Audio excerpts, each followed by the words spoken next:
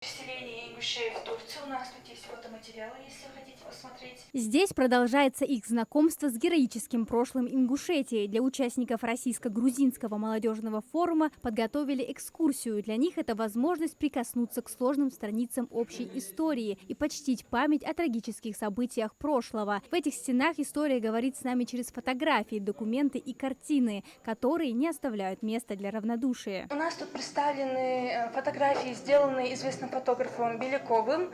Это портреты 44 ингушей, переживших депортацию. К сожалению, все из них уже умерли. Покинув стены музея, экскурсия продолжается под открытым небом. Ингуши славятся своей военной историей. На территории мемориала каждый монумент и памятник об этом. С обеих сторон вы можете заметить доски с изображением, точнее с высеченными именами 90 ингушей, которые участвовали в данной обороне.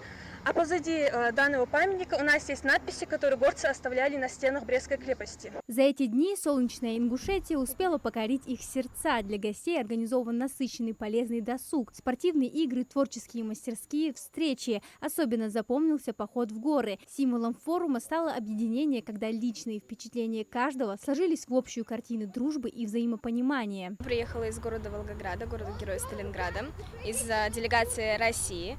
И впечатление до безумия позитивные, потому что мы позволяем коммуницировать друг с другом грузинской делегации, российской делегации. Республика Ингушетия встретила нас максимально благоприятно, это огромное им спасибо за это. И, конечно же, у нас есть возможность наладить очень добрые и хорошие отношения, ну и выйти на какой-то новый уровень сотрудничества по возможности в разных проектах. Я в большом восторге, потому что мне очень нравится вся организация, как это все проходит. Нам показали очень красивые места. Так как я здесь первый раз, я действительно удивлена тому, насколько великая история у этого народа. Никогда не интересовалась до этого, но сейчас я действительно прониклась. Участники мероприятия почтили минутой молчания светлую память погибших при исполнении воинского долга, пожертвовавших своими жизнями во имя безопасности нашего Отечества, и возложили цветы к подножию мемориала.